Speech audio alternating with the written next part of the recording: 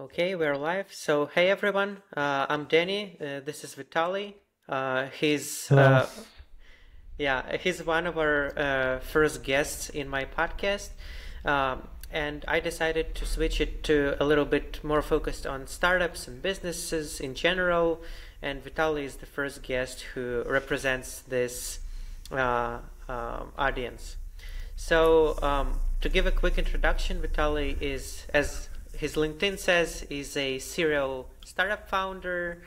His focus is B2B SaaS and e-commerce. He had one exit and a little bit of failures under his belt.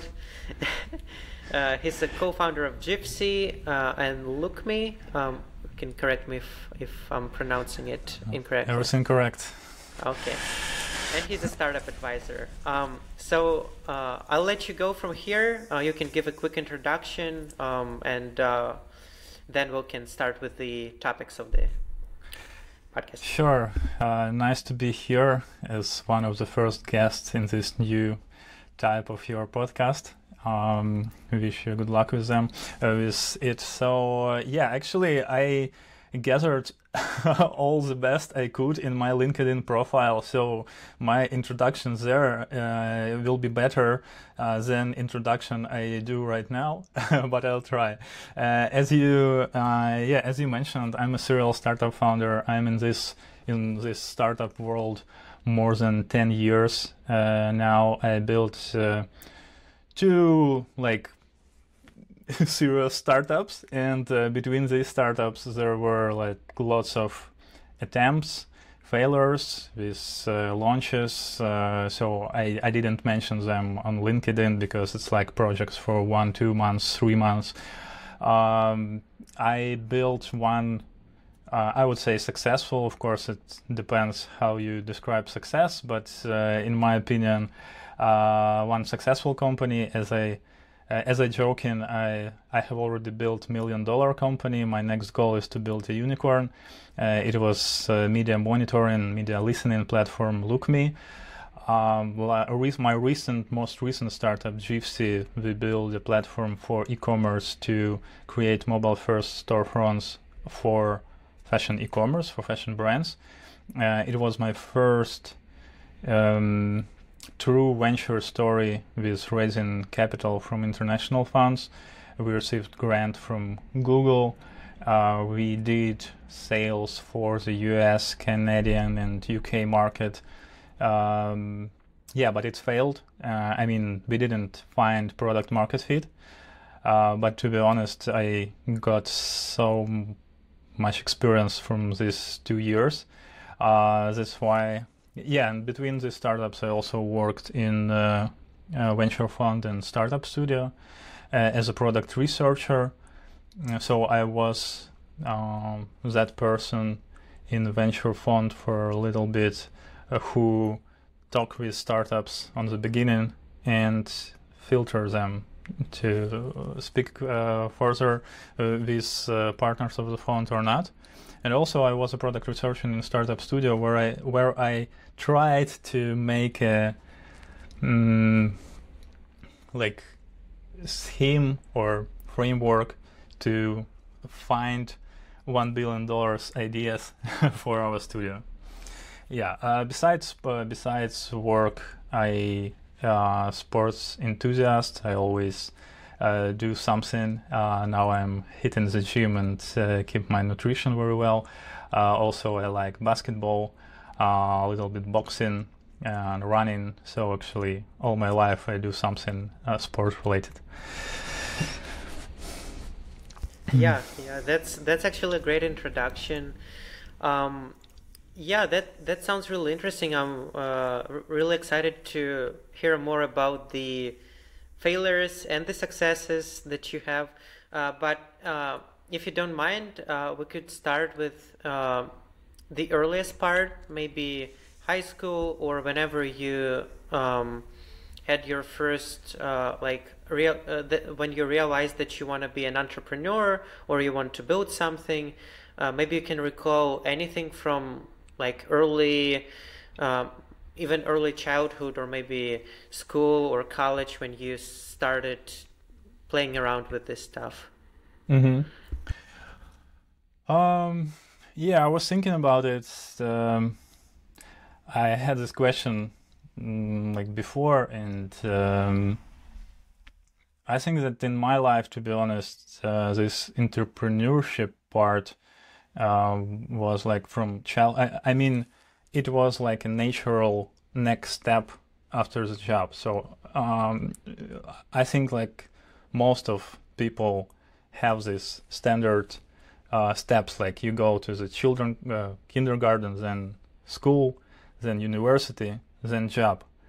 In my case, I had the same story, but I don't know, from my childhood, it was obviously that the next step after the job is entrepreneurship. I don't know why. I think it's because of my father. Actually, he wasn't entrepreneur, but he was a CEO of a huge real estate development company. And when you are a child, you don't know the difference between entrepreneurs, directors, CEOs, or something. I just knew that he was a main guy in the company, all right? And I believe that that's why, for me, and actually for my brother as well, for us, it was natural next step after the job. And we like now, my brother has a company. I had several. And yeah, so after I had my first job, I was working there for a few years, and then okay, what next? Next step is like building a business. So let's do it. I don't have these stories from my childhood when I show this entrepreneurial spirit and I don't know sold some lemonade when I was 3 or something. No, that wasn't like that. It was like a natural way for me. Yeah, that's interesting. It reminds me a little bit of myself, but let's not focus on me today. It's more about your story. So, what was your first job, and how many jobs did you have before you started building your own companies? It's funny. I had one real job before that. Of course, I don't count all this little job on summer vacations. I mean, real job when actually I started to work in a company when I was at university in my last courses.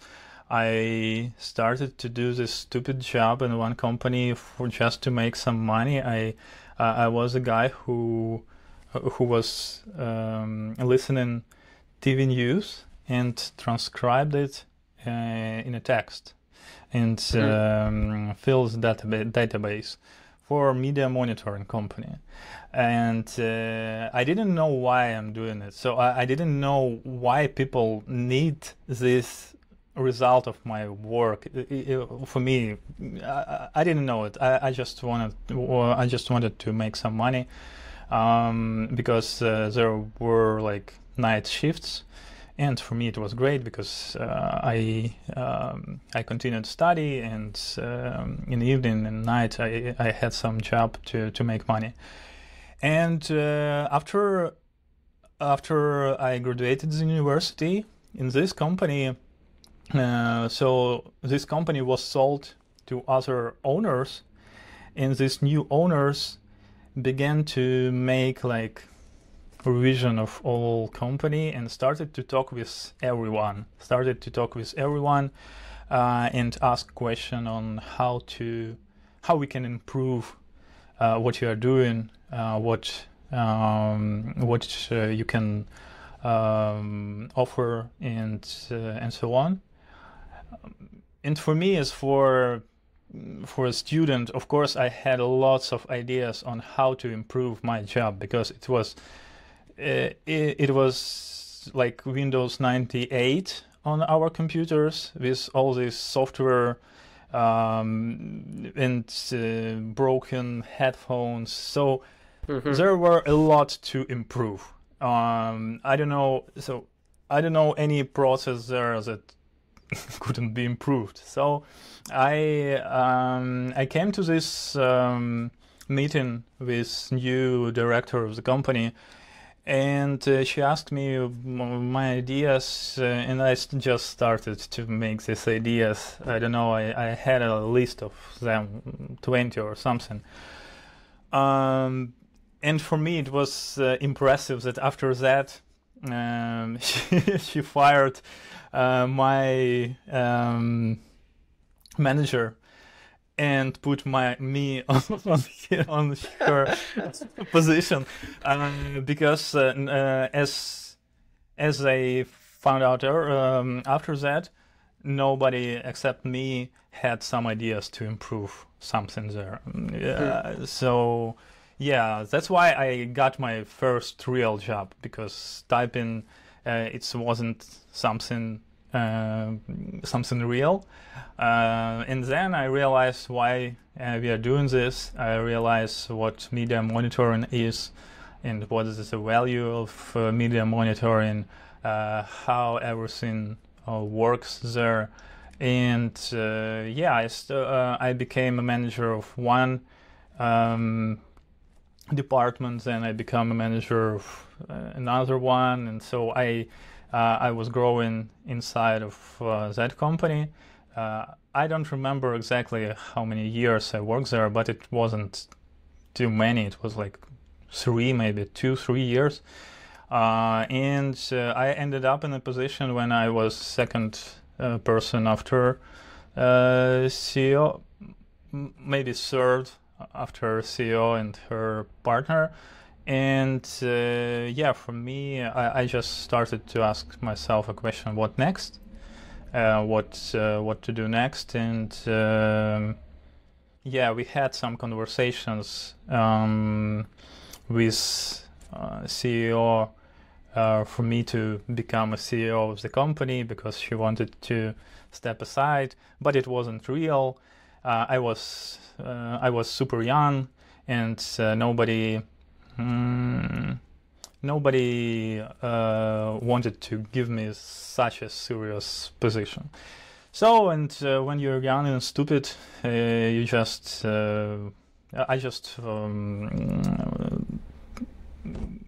went away from that company and started my new one, and we started to provide media monitoring services. So that's how I started my first business, and then how this idea came up. Actually, we did a lot of stuff manually in my previous company, like a lot of stuff. And again, for me, so I was, it is super funny right now, but I was first who started to use Google advertising in our industry to get leads. Like, it's Wow. It's crazy. So I just started a new company, so I built this landing page, super simple landing page, but this landing page was better than websites of my competitors, because all of them were like ancient. I don't know why. So actually, no. Now I know why. Because the market is super small. And even if you build like a leader of this market, you're not super rich person and company. So yeah, I made a website. I put some advertising, and I started to get some leads from there. So yeah, that's how it started. I don't want to. It will be a long story. No, that's actually really interesting. So, correct me if I'm wrong. You worked at that company. They decided not to promote you to the CEO, and that was the reason why you started your own company, or was it something else too, or? I would say it was the last trigger. So of course, yeah, as I mentioned before, I knew that I would do something. I mean, I would do the business, but the timing, yeah, maybe this decision like accelerated me in that way. And also, yeah, I didn't mention that. So we did a lot of things manually, and what I decided to do is to build an online platform for media monitoring. So to make this, so we did reports manually. Our customers received reports in Microsoft Word documents every day. Wow. And we decided to make an online platform. Actually, my previous company also was building such platform. They started to build such a platform, but the processes there were not very good, and it was super long. So when I started, we built this platform much faster. And yeah, and I would say that we were one of pioneers to build this automated media monitoring in Ukraine. Yeah, so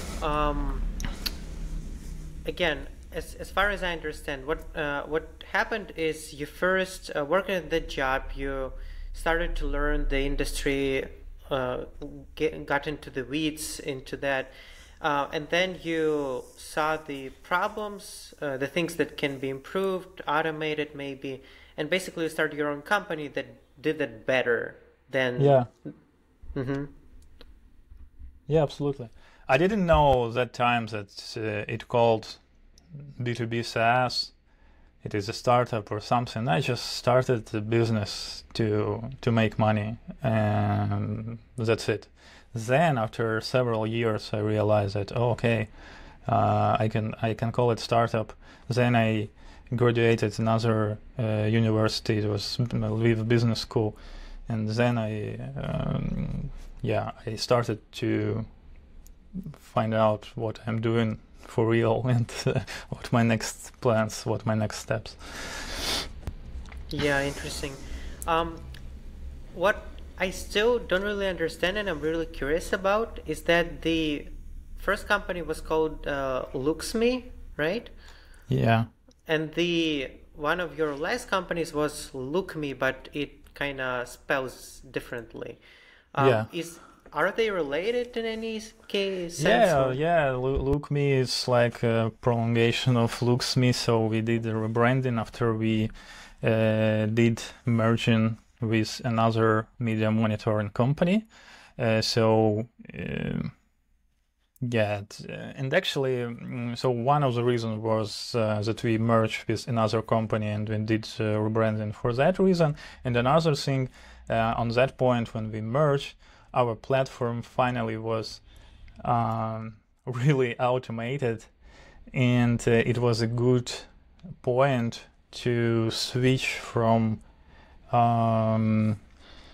agency business model mostly to B2B SaaS business model. Yeah, interesting. So you did that rebranding, but at the same time, did you become the product researcher at Pragmatech before that, or was it after the merge? It was after. It was after I left LookMe. Oh, so you left LookMe after the merge? No. So after the merge, I was still a CEO of this merged company, and after 2 years there, I left my own company to build something new, something bigger. And before I came up with some good idea to start, I was working at Pragmatech. Mm-hmm. So I'm maybe it is a little bit confusing on my LinkedIn because I'm still a board member of LookMe. So I sold my equities there, but not all my equity. So I'm still have some shares there, and that's why I'm still like a board member on LinkedIn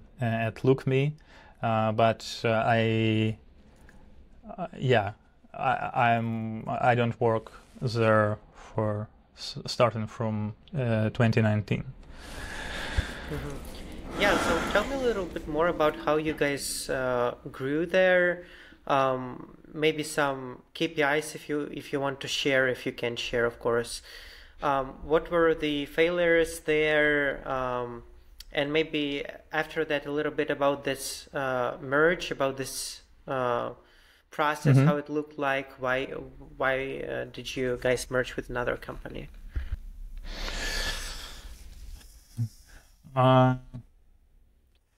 Huge question. I think we had all fails we could have from the beginning, and yeah. Oh, I don't know from what to start. So okay, let's start from KPIs. So we became a leader of the Ukrainian media monitoring market. We had like 40% market share in Ukraine. We got more than 200 customers, and just to clarify, our customers are huge enterprises like McDonald's, Samsung, and other huge brands who work with their reputation on media, and their PR managers, they used our platform, and they still use our platform to to see what is happening on media and what their brand, what mentions their brand has, to build strategy for their public relations, and also to react on something quicker. For example, if something bad come up on the news, they know about it after like 1 minute, and they can do some reactions faster, not to increase the scandal. So and also we had some customers from Kazakhstan, Romania, but our main market was Ukraine. Talking about mistakes and failures, really, so let's start from the beginning. I started to build an online platform. I didn't know how to do it, so I didn't know what product management is. I think in that year nobody knows what product management is and how to build this product. So I didn't do any customer development interviews before I started that company, because I thought I knew a lot about the industry because I was working in a company like that. And we built this first version of our product, but still our first customers, we did manual reports for them. We did manual reports, and I think that we did it for at least 2 years. So we had our online platform, but nobody used this platform except us to make these reports, manual reports for our customers. Yeah. So we used this platform as our competitive advantage, but for real, nobody used it like on a daily basis. And it took me 2 years to understand that. And to understand why.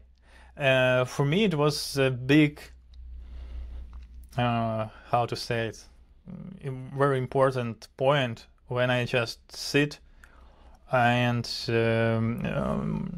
put myself in the shoes of our customers and started to build a report. So I just sit as, for example, I'm a PR manager of McDonald's. I'm logging into our platform, and I want to see what happened about McDonald's, what were on the news about McDonald's yesterday, not to miss something important. So I started to do it, and I turned on stopwatch to check how much time I spent, and then So I figured out something. I learned some insights about McDonald's on the news yesterday. So it took me, I don't remember exactly, but maybe 1 hour. Then I did the same, but with our manual report. So I took a Word document and got the same insights in 5 or 10 minutes. Yeah.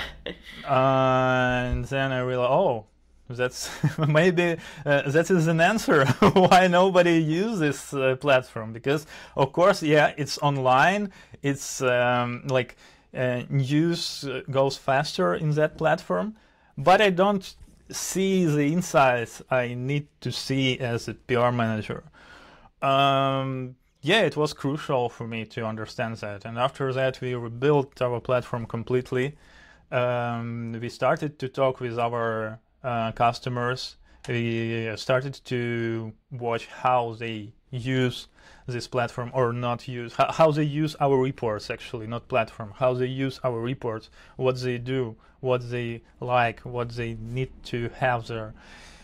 So then we rebuilt it and started to get customers on that platform. It started to become better and better and better. And yeah, and after that, after that, this merging process started. It wasn't connected to all this stuff, but for us, we met a company. It was our competitor at that time. It was the biggest media monitoring company in Ukraine at that time. It's called Context Media. So they had a big, huge customer base as for Ukrainian market, but they didn't have online platform. They used some old version of Russian software, but they didn't have any access to improve it. So they had like a version of, I don't know, 90s, and they used it. It was only for internal use. It's not that platform you want to show to your customers. So for us, it was a good way to get a customer base super fast. And for them, it was a great way to save their customer base because we had this platform, and it was like it seems like a good idea to merge these companies. Actually, yeah, we did it, and there were lots of issues with this merging. However, in the end of the day, we did what we wanted. So now most of our customers use our platform. Now it's one company, and we didn't lose that customer base. We even grew it more. Yeah, so basically what happened when you started this company, you basically continued to be an agency in a way. You did not really sell that product before you realized how to bring the real value to your customers with that. Yeah. I didn't know what I'm doing, but now if we watching this retrospectively, yes.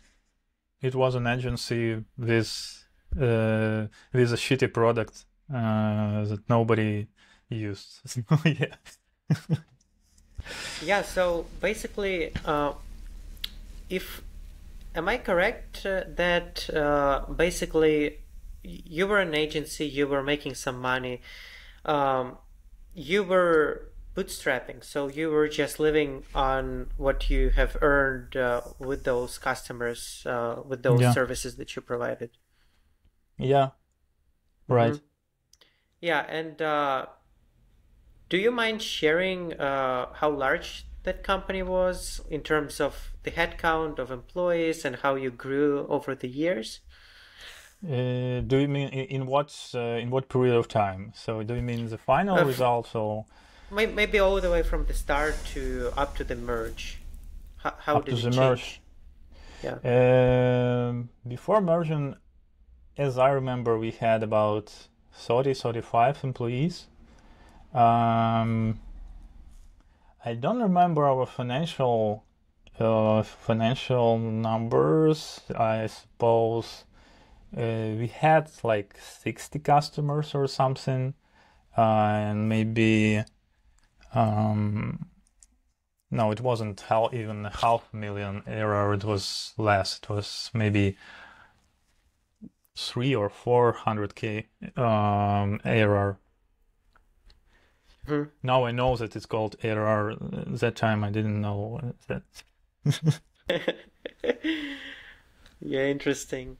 And did you start that company by yourself? So you were a 100% owner, or did you have some co-founders? Oh no, it's a huge story for I think another 3 hours of conversation.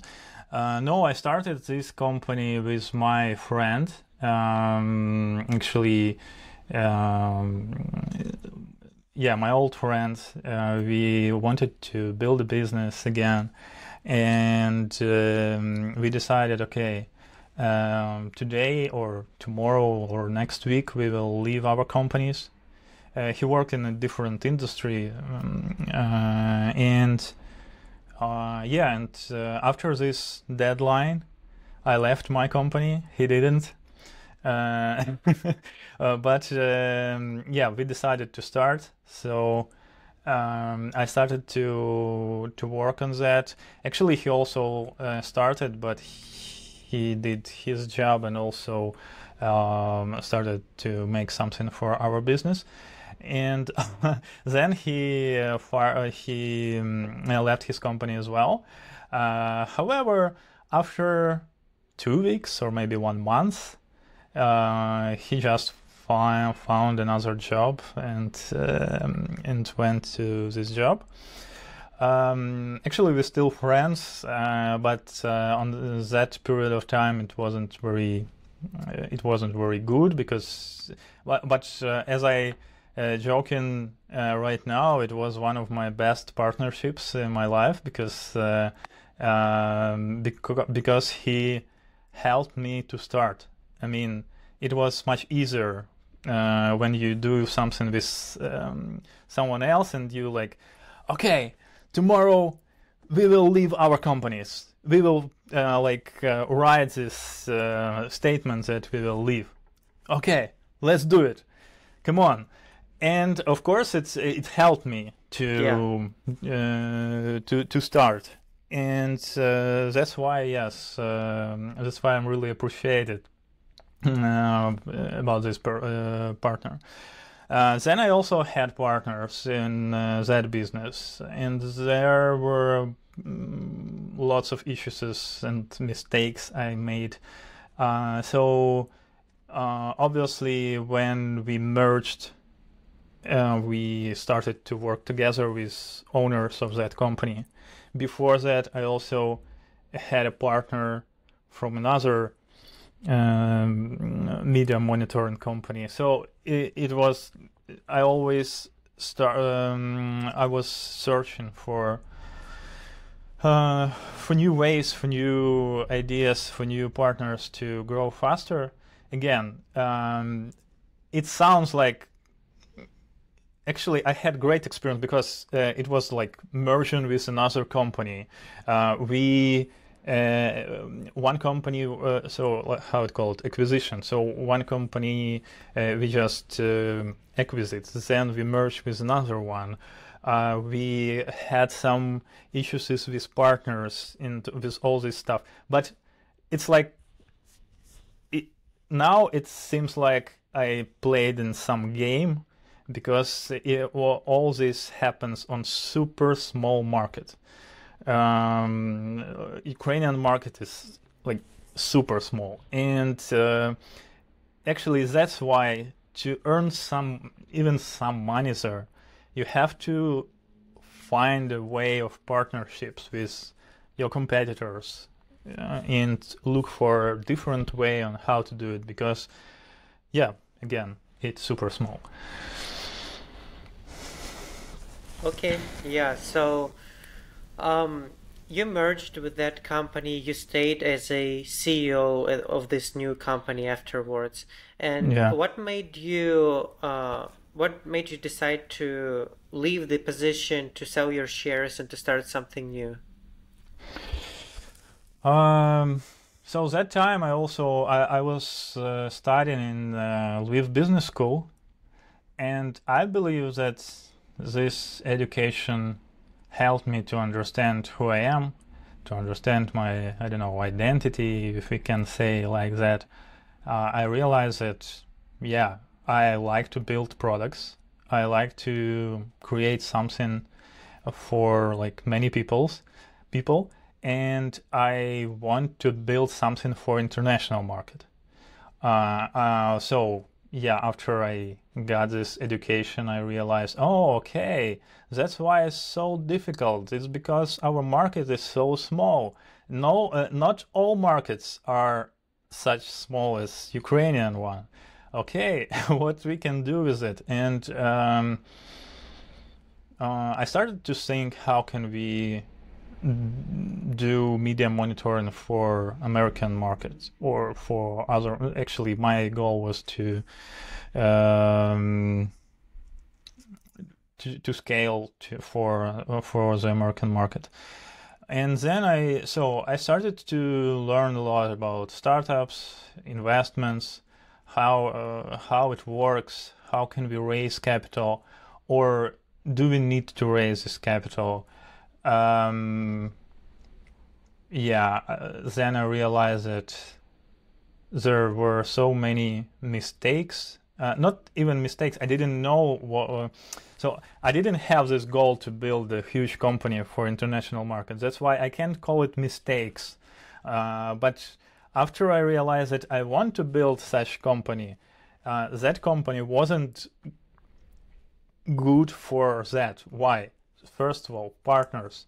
We had partners with big amount of shares who didn't do any operations. And when I came to investors and show these numbers to them, all they said to me, okay, so what about cap table? Okay, you have like half of company belongs to not active partners. Bye bye. It's not something we will invest in. After that, it was only one issue. Another issue, okay, what revenue do you have? 1.5 million? Great. What revenue do you have not from Ukrainian market? Okay, like about zero. We will count it as zero. That's why it was another issue. And that, of course, that time I was nervous. How come? We have a good company, we are growing, we have lots of customers, we had great numbers as for Ukrainian startup that time. But after all this, after trying for I think 1 year or something, I realized, it was only one side of this process. Another side were my partners who didn't want to build international business with reinvestments and so on. We did some money here in Ukraine, and we didn't have these goals to make something for international market. So then I had this goal for me, but they didn't, and that's why we were trying to come up with some ways on how can we do it. And after 1 year, 1.5 years, I realized, okay, we can't go to the US market with this product. We need investment to go there. Nobody can give us investments with such structure. We can't change this structure because nobody wants to go on for international market. So it was super hard for me to how to say it, receive it, to overcome it, but I realized that it will be easier for me to left this company and to start a new one without these issues, and it will be easier for me to build something new for international market, and it will be faster and better. Of course, after I left this company, I had a hard year, difficult year. I think half a year I was just walking and in kind of depression and thinking what to do next and so on. But then everything became better. Yeah, so basically you left the company that you were working on maybe for 8 or 9 years, right? It was part of your life. 7, yeah. Yeah, I think it's really hard, right? It's your company, you started from nothing, and now you just leave it, sell your part of it, or a big chunk of it. So it's hard. But I learned a lot, and I think one of big learnings from that story, don't call your company like your baby, and don't be such connected to the company. It's just a business, it's just a company.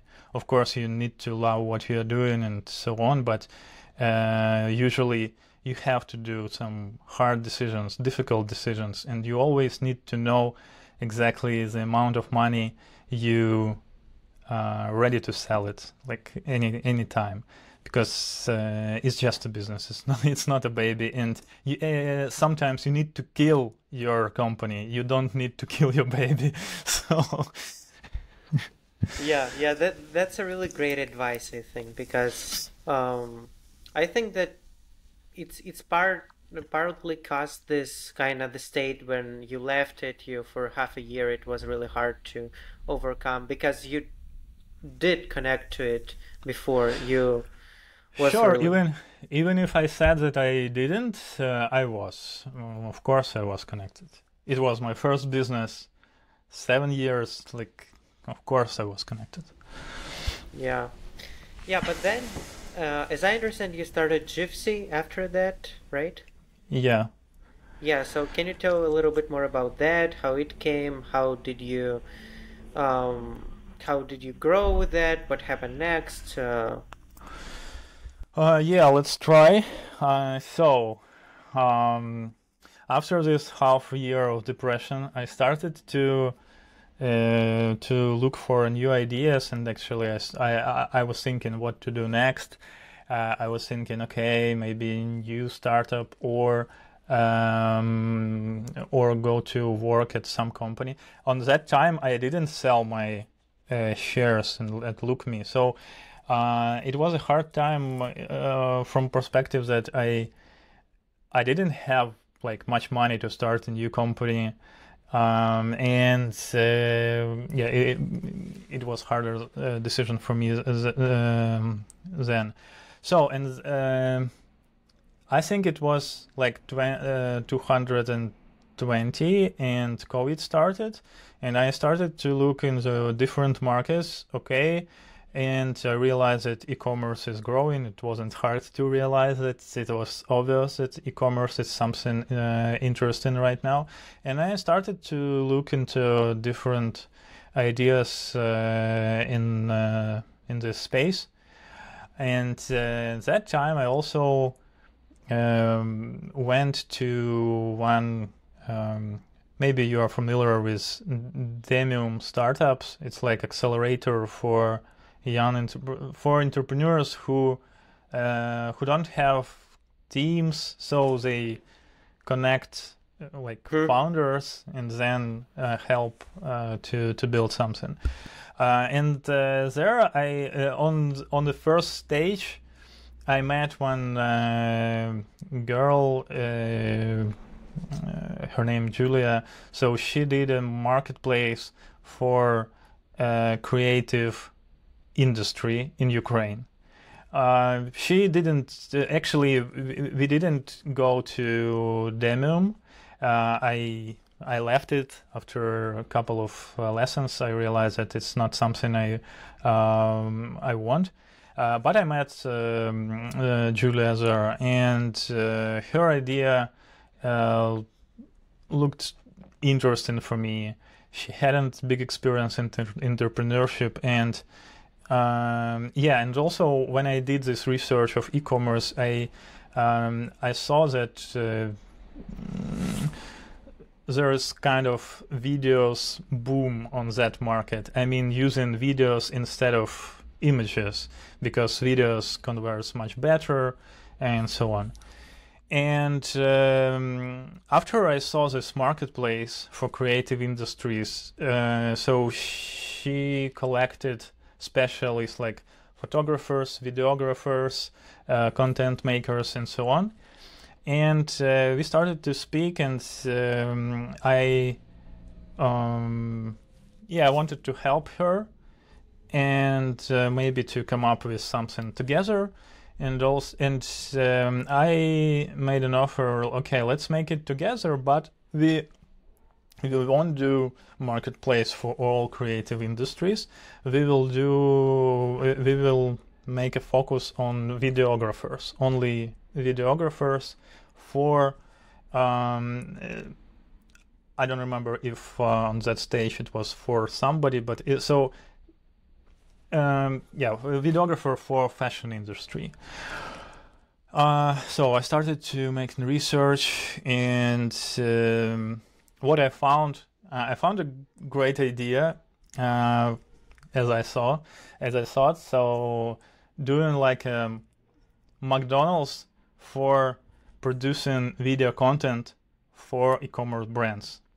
So to make this studio focused on one type of content, maybe not one studio, but start from one, and then to make a chain of these studios for companies, for e-commerce brands to have opportunity to get video in 24 hours. So they just make an order, send us product, I don't know, t-shirt or pants or something, and they will receive videos of that product with models on the next day. So that was an idea. That's cool. And I found a company who do something similar with images in the US. And this company was growing well, and okay, now we will do it for videos, and it also will go great. So we started to try. So we found some customers. It was an Ukrainian market because COVID started, and obviously we couldn't do it for the US customers. I mean, doing these videos. So we decided to try with some huge Ukrainian brands, and then see what's happened. And we got some customers. We did this. So we rented studio. We did a couple of orders. But after some production, we realized that it's super hard to scale.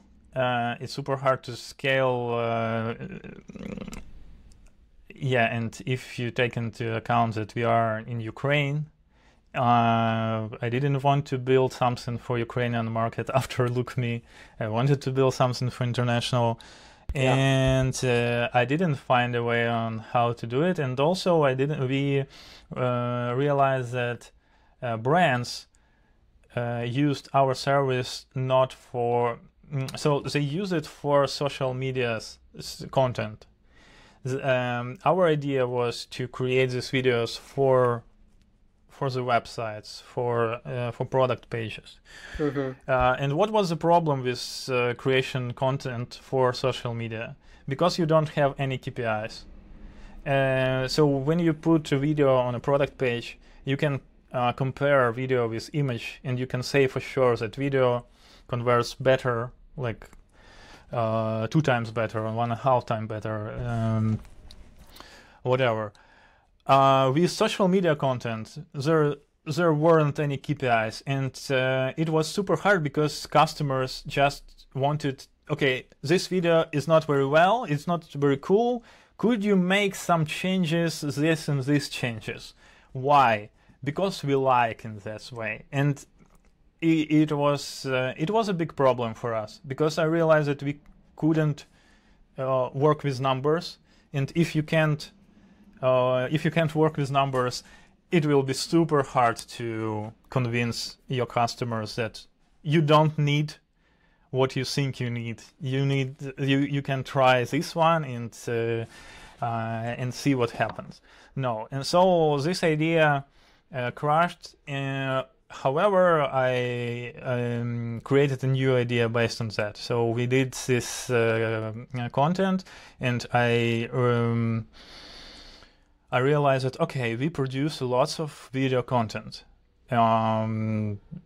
This content is not very good for product pages. They ordered this content for social medias. But social medias, when you order as a brand, order content for social media, you use it in stories. This stories expires in 24 hours, and that's it. So you put lots of efforts and money in creation of this content, and you use it only for 24 hours, and that's it. Yeah. And after, I don't know, a year, you have so much video content, and you don't use it. So I decided, okay, we need to make a product to build stories module inside the website. So any e-commerce website can put their own stories and upload this content, and to be connected with their customers more, because they can talk with their customers on their platform. And I thought it's huge. I thought it will be a next huge thing, because obviously stories became super popular in any social media, and why anybody did it for the website. So it was something that, okay, it will be the next big thing. On that time I started, so we ended up with Julia and that project with video creation, and I started to work in Startup Studio at that time. But I came up in Startup Studio with this idea. It was one of my ideas I researched, and I launched this idea inside Startup Studio, not as my own idea. So we launched an app on Shopify. We got some customers there. It's a long story. So I remember about your question, but it's a real long story of how this idea came up. So it's really interesting. You can just keep going. It's really so we got some customers, but then we realized that the value is not that big. So why the value is not that big? Because you put this stories module on the main page of the website, and only 5% of users visit main page of e-commerce store. Usually they go directly to collection page or product page, and then they just don't see the stories. And even if they see, overall, the value wasn't that huge. I mean, in conversion rate, from conversion rate perspective, we realized that it could be a great idea for big brands, but for big brands, the market is not that big, because number of their numbers is not that big, and for this service you can't charge a lot. So our idea was to create it for SMB and to get money from there. So for SMB there weren't any value, and then Yeah, then I left startup studio, and the next, so actually GFC is kind of pivot from that idea. So after we realized that, okay, stories model doesn't sound good for SMB. However, I still believed in stories, and I thought, okay, let's try to make the whole storefront in a way of stories. So for users to jump on a website and to see full screen, like product on a full screen, and just tap and swipe and see another, and to and we can show next product based on previous interactions. We can put recommendation systems there. So that is how like idea of GFC was created.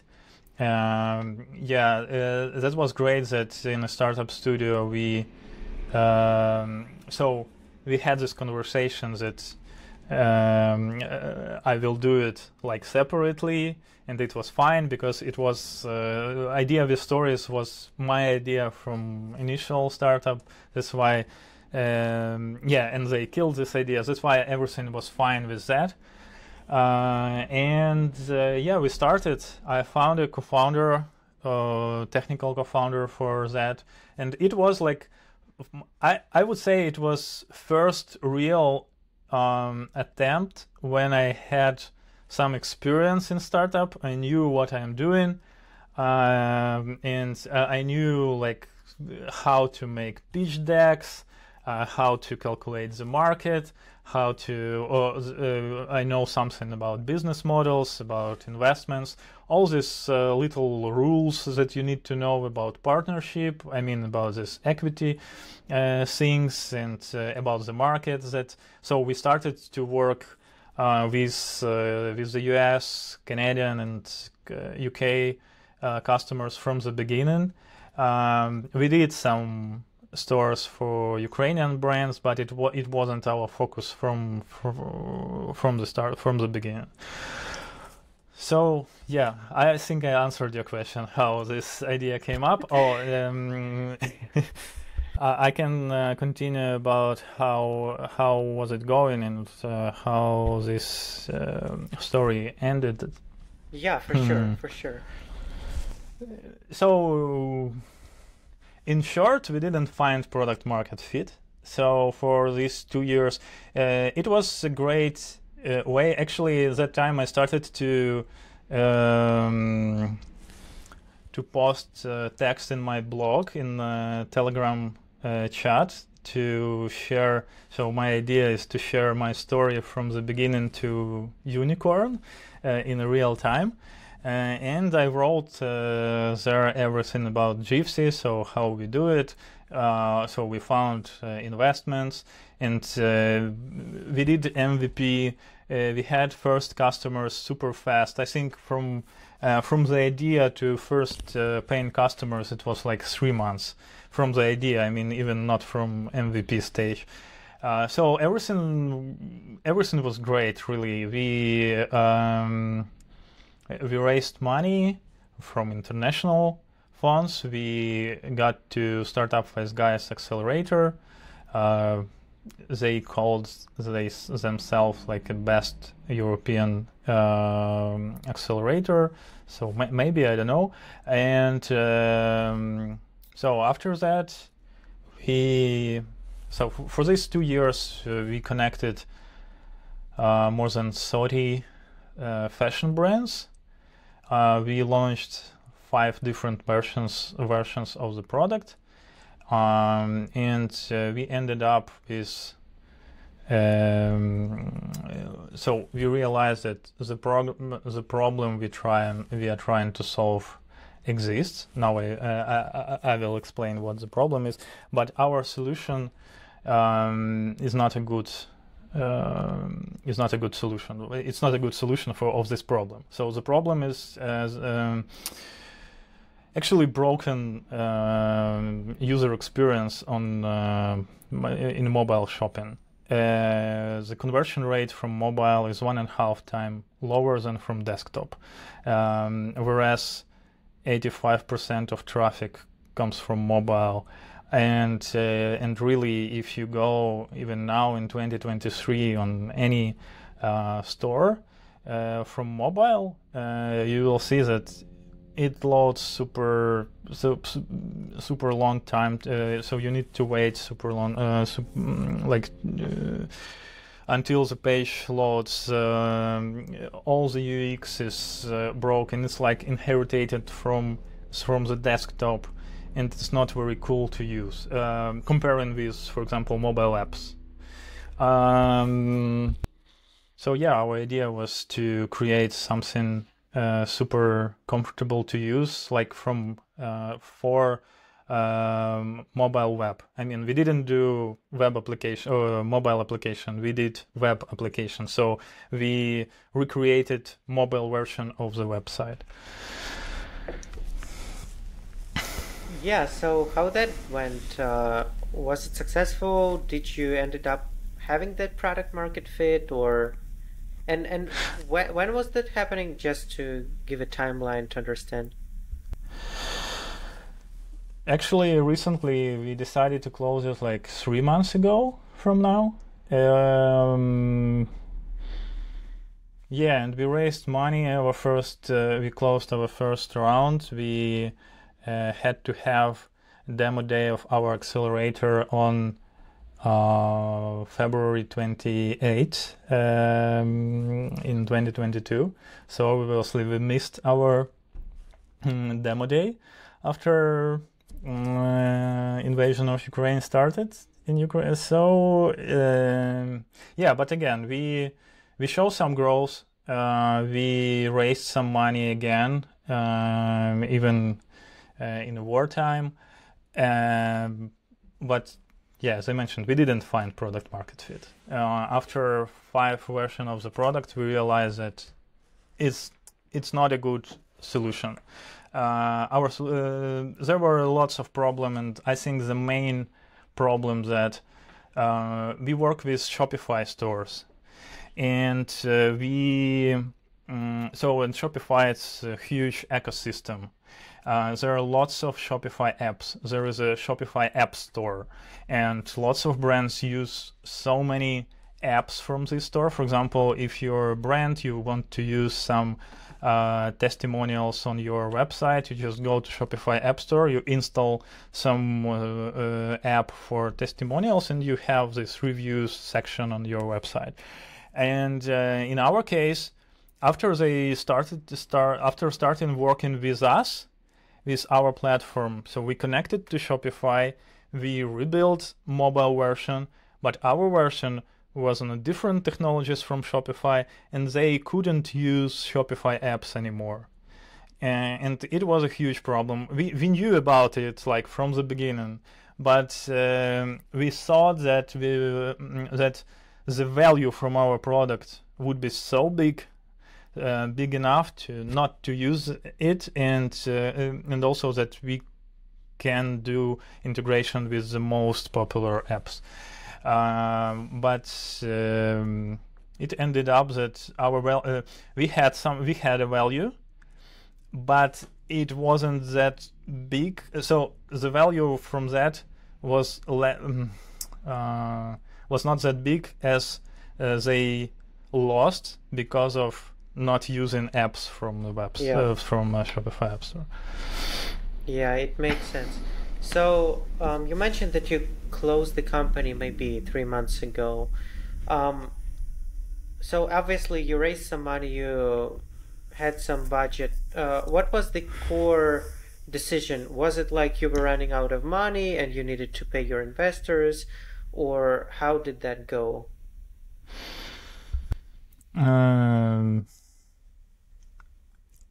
Everything. So after launching another version of the product, after making another test, after we realized that okay, it doesn't work again, this idea doesn't work, we need to make some pivot, some huge pivot, not something small. We on that time we didn't have ready to go ideas, so we had to take time for the research to come up with something. On the one hand, on another hand, yeah, we ran out of money, and I don't know. On the third hand, yeah, so we realized that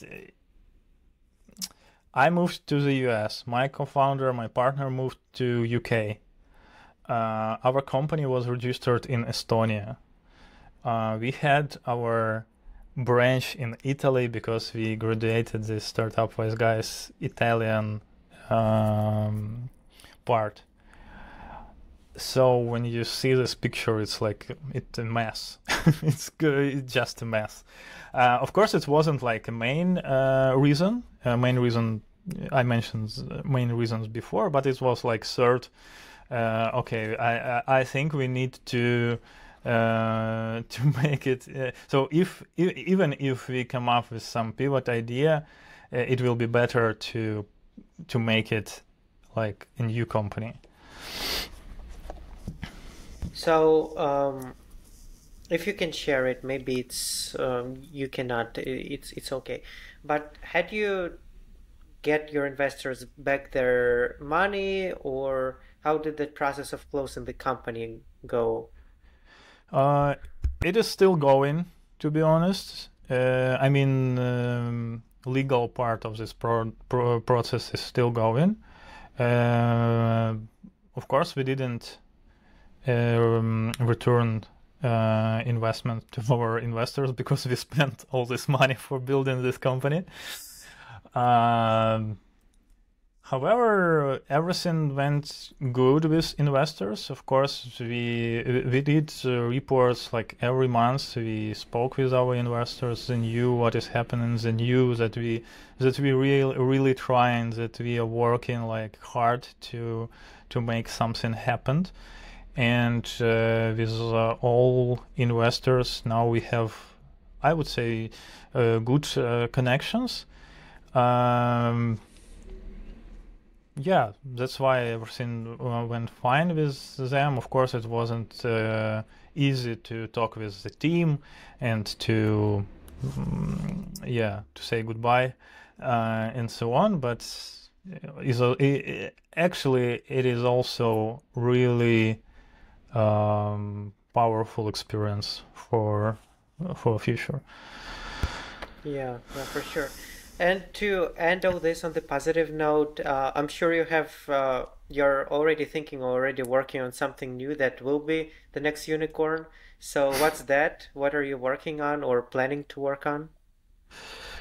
Yeah, so I moved to San Francisco and now I just started to make a research of different ideas.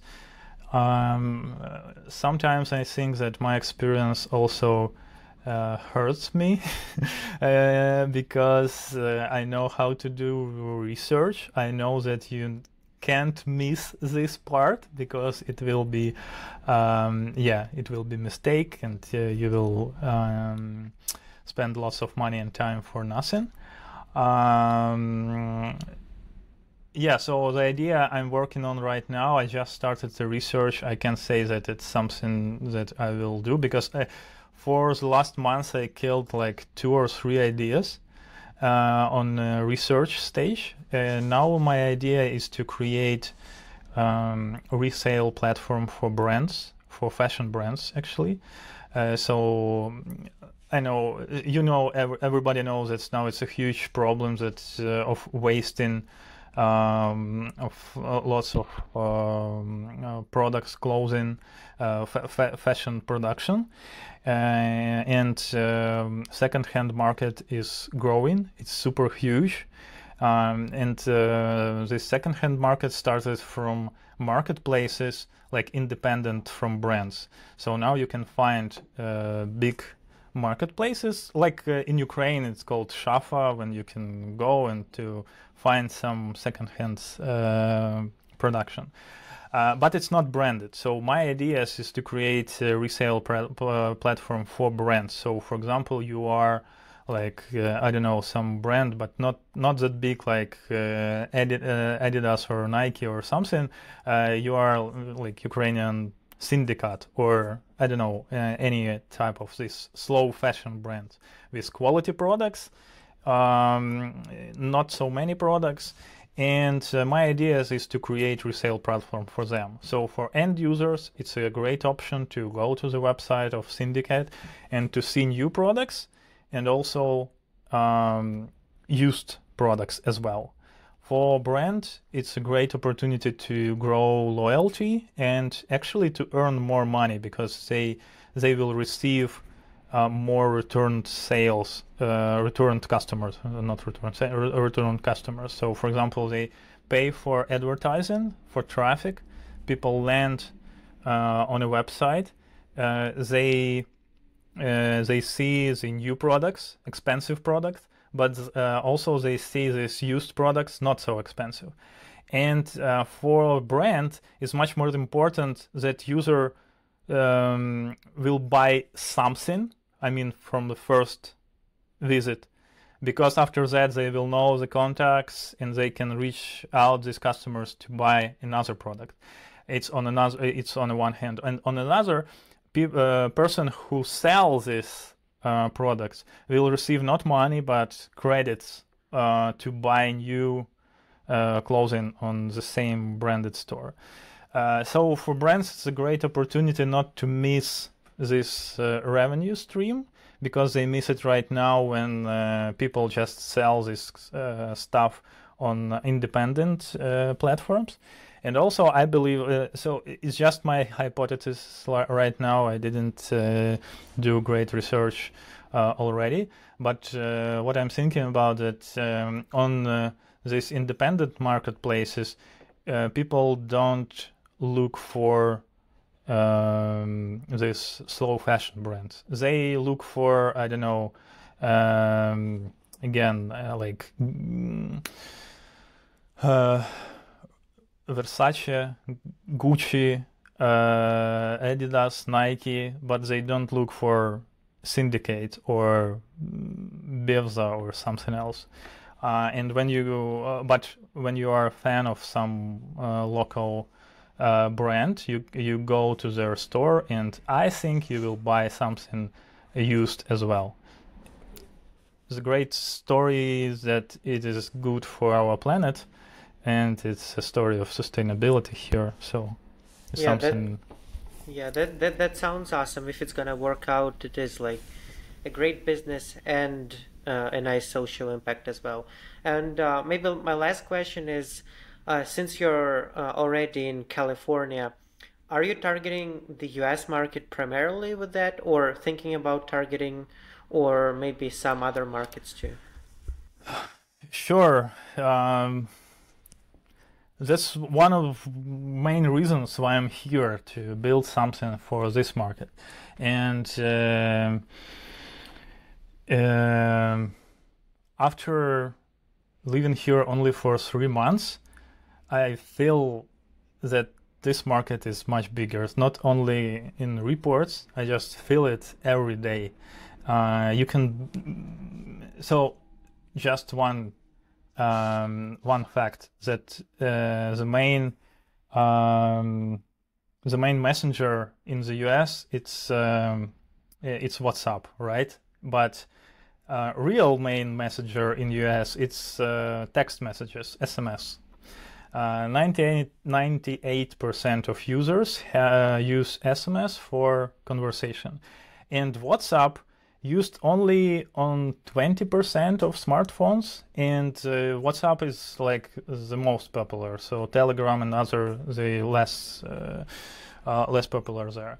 Let alone Snapchat, it used on even less percent of users. But WhatsApp, Snapchat is huge companies. They are huge.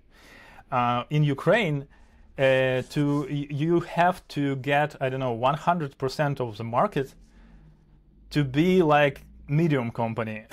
Yeah. Here you can get 5%, 2%, 1%, and become super big company in terms of money, revenue, and so on. So yeah, sure, I'm looking for idea to work on this market and actually to find out how it works here.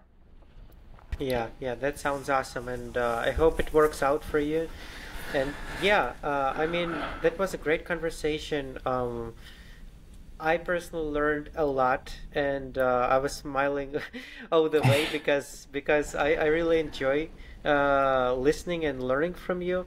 So yeah, maybe some final words before we end this episode. I can say also thank you to you. It's a great conversation. I was happy to share this information, and